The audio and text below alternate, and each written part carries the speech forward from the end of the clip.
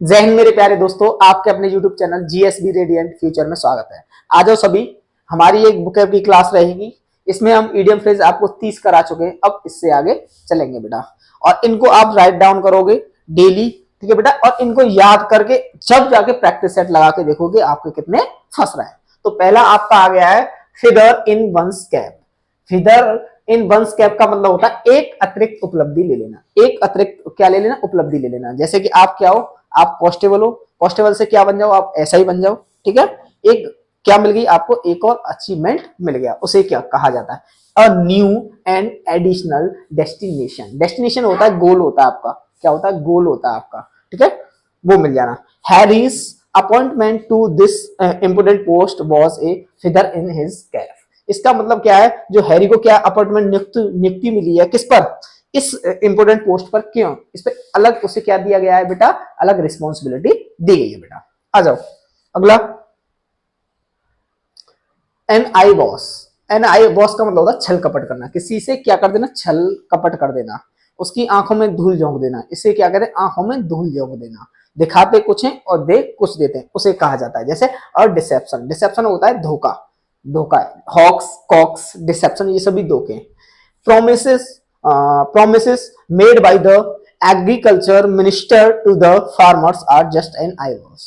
जो agriculture minister हैं, जो फार्मर को मतलब फार्मर्स को दी गई उनकी क्या है? प्रॉमिस है, वादे हैं, उनकी क्या है? वो सभी ऐसे धोखेबाज, मतलब धोखे से दिए गए हैं। पहले उनसे वोट ले लिए और मंत्री बन गए और उनके लिए क्या किया? कुछ नहीं किया बाद में। तो इसी को क्या कहते हैं? आई बॉस किया बस, ठीक है। पहले कह दिया, अब कुछ नहीं किया उनको। तो क्या है उनका? इन आई बॉस होता है किसी की आंखों में धूल झोंक देना बेटा, उस काम को पूरा ना करना। Every dark cloud has a silver lining. इसका मतलब होता है निराशा में आशा की किरण होना। जैसे कि तुम्हारे साथ कोई इतना खतरनाक टाइम चल रहा है कि आप उसमें कुछ सोच नहीं पा रहे हो, फिर उसमें क्या होता है कि आपको एक रिस्पॉन्स, मतलब ऐसा लगता है कि भाई कि कुछ ना कुछ तो मेरे साथ बढ़िया होगा। एक होता है ऑप्टिमिस्ट, एक होता है पैसिमिस्ट। दो व्यक्ति होते हैं। ऑप्टिमिस्ट होता है आशावादी और पैसिमिस्ट होता है निराशावादी। तो ऑप्टिमिस्ट क्या होता है? हर टाइम सोचता है कि हाँ मेरे साथ बढ़िया होगा। पैसिमिस्ट क्या होता है? उसे कभी जिंदगी में ऐसा लगता ही नहीं है मेरे साथ कभी कुछ अच्छा होगा। कोई बिजनेस भी खोलेगा तो उसे लगेगा ये नहीं चलेगा। और ऑप्टिमिस्ट होता है कि बिजनेस खोलेगा तो 100% चलेगा। तो इसका मतलब क्या होता है? निराशा में आशा की किरण देखना, उसे कहा जाता है। Every unpleasant situation has a positive side, ठीक है। मतलब कितना भी बुरा समय चल रहा है तब भी क्या देख रहा है वो? तब भी क्या देख रहा है वो? एकदम पॉजिटिव सोच रहा है भाई। Don't worry things will be better soon as every dark cloud has a silver lining. इसका मतलब है चिंता मत करो बेटा, चिंता मत करो, ये सभी चीजें आगे जाके अच्छी हो जाएंगी, ठीक है। ये सभी चीजें आगे जाके अच्छी हो जाएंगी। अगला, draw a line. Draw a line का मतलब होता है हद तय करना, कि इससे आगे नहीं जाओगे, इससे आगे नहीं जाओगे। ड्रॉ अ लाइन का मतलब होता है इससे आगे नहीं जाओगे। टू फिक्स अ लिमिट, बस लिमिट फिक्स कर दी भाई, अब इससे आगे नहीं जा सकते भाई, ठीक है। कहते हैं ना कि इससे आगे अब तेरी लिमिट फिक्स है, अगर इससे ज्यादा बोला तो मैं तुझे पीट दूंगा, ऐसे। I am going to draw the line about working more than 40 hours a week. मैं हफ्ते में कितने 40 घंटे से ज्यादा नहीं कर सकता, क्योंकि मेरी ये क्या है? ड्रॉ अ लाइन है मेरे लिए। अब इससे ज्यादा मेरे पर काम नहीं होगा बेटा। अगला, draw a blank. Draw a blank का मतलब होता है असफल हो जाना, ठीक है। फेल हो जाना। क्या हो जाना? फेल हो जाना, फेलियर हो जाना। To be unsuccessful, to fail हो जाना भाई। किसका मतलब? ड्रॉ अ ब्लैंक मतलब खाली छोड़ देना। क्या हो जाता है? To be unsuccessful. They drew a blank in their search for the driver. उन्होंने ड्राइवर की खोज में क्या कर लिया? असफल हो गए। उन्हें कोई ड्राइवर नहीं मिला भैया, कोई चालक नहीं मिला भैया। ड्रग वन फिट, अपने पांव का घसीटना, ठीक है। अपने पांव का घसीटना मतलब हिचकिचाना, हेजिटेशन से मतलब होता है इसका। इसका मतलब किससे होता है? हेजिटेशन से होता है, अपने पांव का घसीटना। बी रेलिक्टेंट टू समथिंग, अपने पैरों को घसीटना, करते हैं ना, घसीटते हैं तो वो मतलब हेजिटेट होता है। Government is dragging it's fit on this critical issue of farmers. जो फार्मर का मुद्दा चल रहा था, आपने देखा था इसमें पंजाब और हरियाणा में चल रहा था। तो गवर्नमेंट उस टाइम क्या कर रही थी? अपने पैरों को खींच रही थी, मतलब कोई रिस्पॉन्सिबिलिटी लेने तैयार नहीं था, उस चीज को कोई रिस्पॉन्सिबिलिटी लेने को तैयार नहीं था बेटा। अगला, डू ए गुड टर्न, किसी की मदद करना। डू ए गुड टर्न का मतलब होता है किसी की सहायता करना, हेल्प करना किसी की, ठीक है।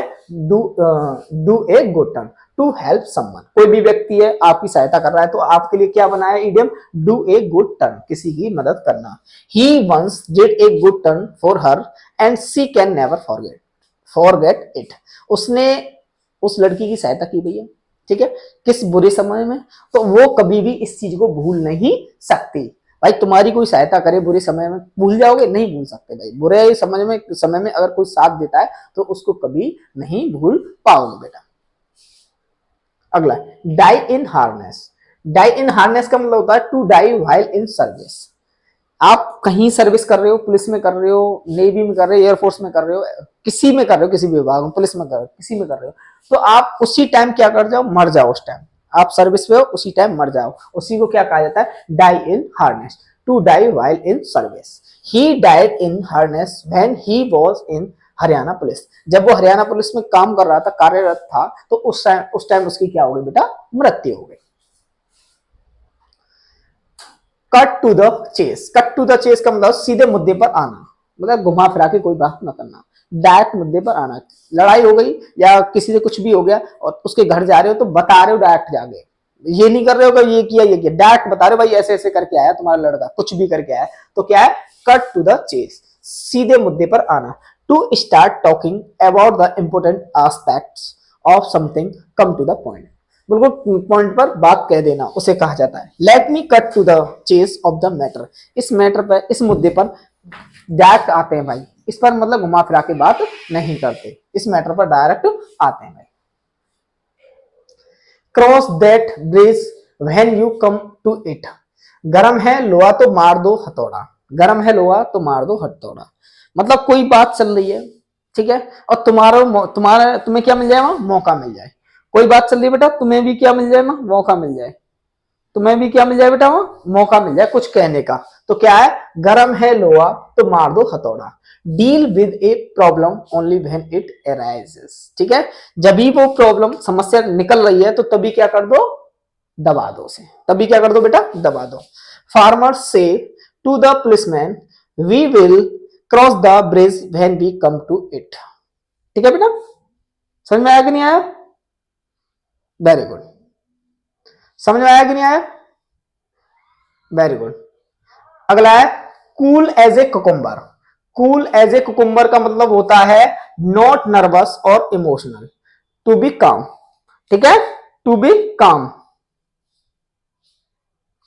टू बी काम, एकदम कूल एज ए कुकुम्बर की तरह होना, बिल्कुल शांत होना, अपनी दुनिया में जीना, मतलब कुछ भी नहीं है, कोई नर्वसनेस नहीं है उसके, नॉट नर्वस और इमोशनल, टू बी काम एकदम। She looks efficient and as cool as a cucumber बेटा, वो ऐसे, इफिशियंट का मतलब होता है निपुण होना, इफिशियंट का मतलब क्या होता है, निपुण होना, वो इतनी निपुण है अपने काम में कि उसे कोई फर्क नहीं पड़ता, कोई भी कुछ कह के चले जाए उसे कोई फर्क नहीं पड़ता बेटा।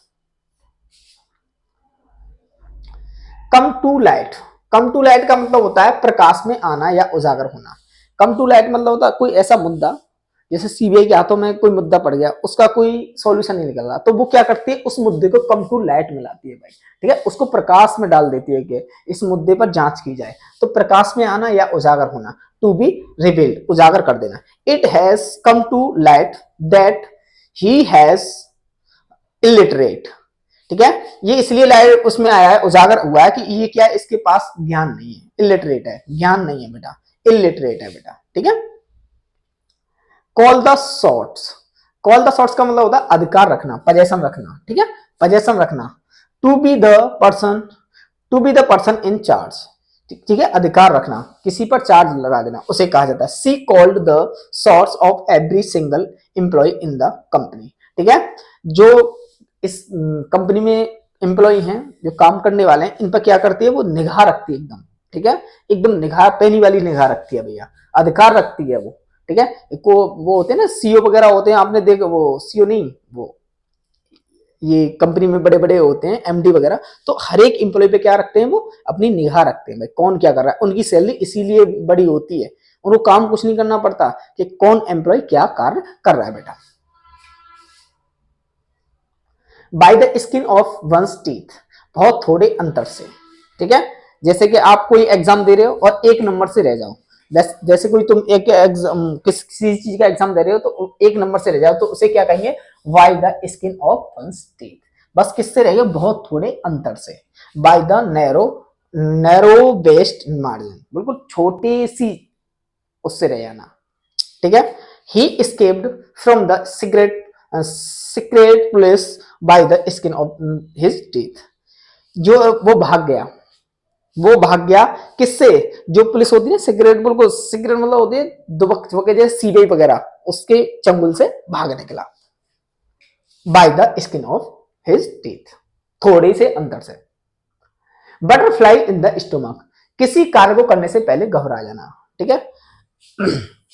आपके सामने बहुत बड़ा पहलवान है, उसके सामने बहुत छोटे हो, तो आपको क्या करोगे, उस तुम्हारे अंदर क्या आएगा, बटरफ्लाइज इन द स्टोमक, तुम्हारे पेट में एकदम बटरफ्लाइज हो जाएंगे भाई, ठीक है।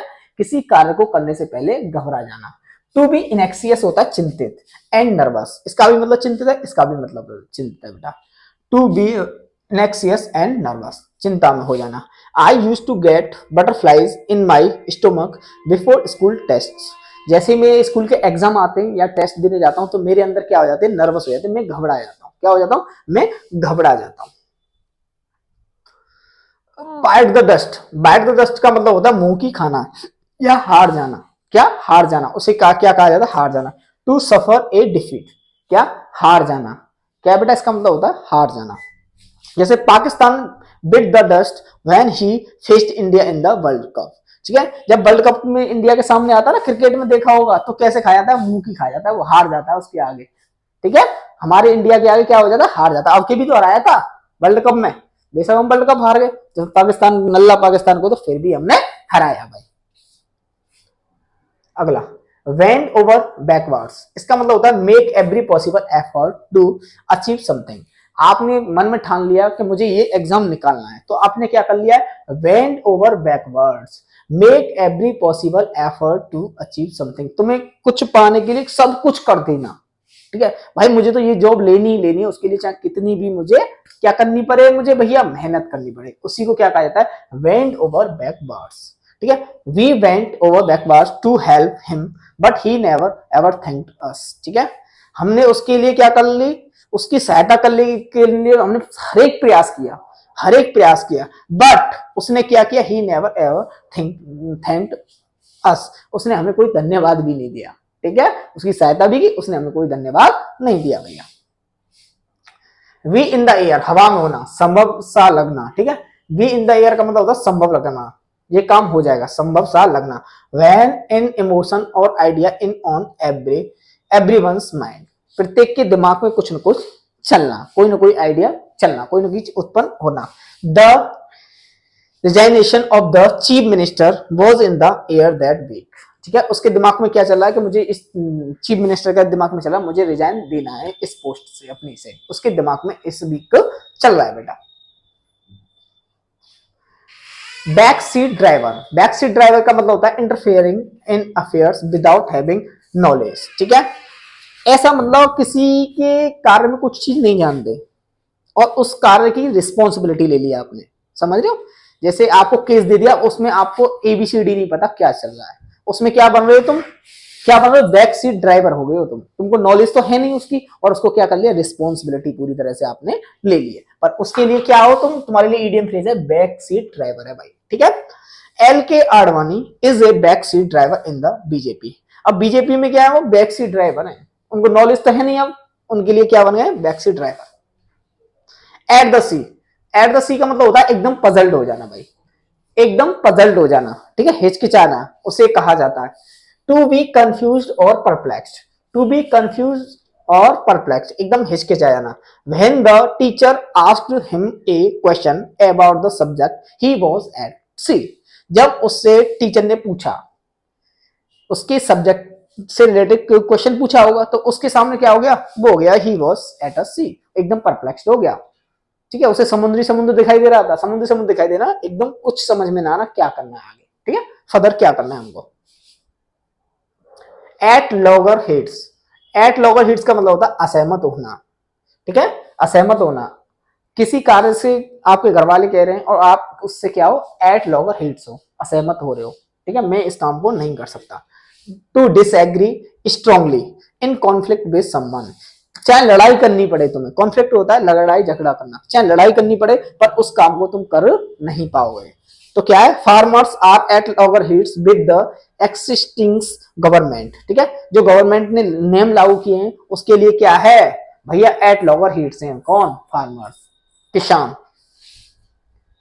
अगला, at daggers drawn, at daggers drawn का मतलब होता है खून के प्यासे, इतनी कर्री दुश्मनी, एक दूसरे की शक्ल देख लेंगे तो एक दूसरे को क्या कर देंगे, हम मार देंगे, इतनी कर्री दुश्मनी को क्या कहा जाता है भैया, एट डैगर्स ड्रॉन कहा जाता है, खून के प्यासे। To be in hostility, antipathy, इतनी कर्री कि एक दूसरे की शक्ल देख ली तो मार देंगे भैया, क्या है, both the brothers were at daggers drawn, दोनों भाइयों में इतनी खतरनाक दुश्मनी है कि अगर एक दूसरे को मिल गए तो एक दूसरे को मार देंगे भाई। एट बैक एंड कॉल, चुटकी में या किसी के इशारे पर होना, मतलब चुटकी बजाई, ये काम कर भाई, इस काम पर ऐसे इशारों पर नाचना, इसे क्या कहा जाता है, इशारों पर नाचना। To be dominated by someone, किसी को मतलब तुम हो, जिंदा हो पर तुम्हें नचा कोई और रहा है, जिंदा हो पर तुम्हें कोई नचा रहा है, तुमसे काम कोई और करवा रहा है, उसे कहा जाता है। Many BJP leaders are at the back and call of Amit Shah, Amit Shah बोल देते हैं ना भाई ये काम करना है तो ऐसे ही करते हैं, बीजेपी के लीडर्स हैं, ठीक है, देख लो बढ़िया सा दिया एग्जांपल और ये सच्चाई है। हाँ, as hard as a nail, as hard as a nail का मतलब होता है पत्थर दिल, किसी के सामने तुम कितना भी रोलो उस पर कोई भी कहते हैं ना जू नहीं रेंगते, उसे कहा जाता है as hard as a nail, पत्थर दिल। टू हैव नो फीलिंग्स, जिसके अंदर कोई फीलिंग्स नहीं है, कहते हैं तेरे अंदर तो फीलिंग्स मर गई है, इमोशनलेस उसे कहा जाता है। He is as hard as a nail, ये कैसा व्यक्ति है, ये इमोशनलेस है, इसके अंदर कोई इमोशन है ही नहीं, इसके साथ कितना भी प्यार कर लो ये तो ऐसा ही रहेगा भाई। In open book, in open book का मतलब मेरी तो जिंदगी इन ओपन बुक की तरह है कि मेरी जिंदगी को कोई भी पढ़ सकता है, ऐसा नहीं कि मेरी जिंदगी कोई सीक्रेट है, कोई सीक्रेट नहीं है मेरी जिंदगी में, क्या है, एन ओपन बुक है, एक खुली किताब। Someone who holds no secrets, उसके कोई भी सीक्रेट्स ना होना भैया, सबके सामने उसकी खुलासा बात है। जैसे my friend is an open book, he reveals everything before me, मेरा मेरा जो फ्रेंड है वो कैसा है, ओपन बुक है, उसका कोई भी ऐसा सीक्रेट नहीं है जो मेरे को ना पता हो, और मेरे को सब सारे सीक्रेट्स बता देता है मेरे को। इन आयरन बिल, इन आयरन बिल का मतलब होता है दृढ़ इच्छा शक्ति, मुझे इस बार ये काम करना है, मुझे गवर्नमेंट जॉब लेनी है, इसका मतलब क्या, मुझे इस बार ये काम करना है, गवर्नमेंट जॉब लेनी है।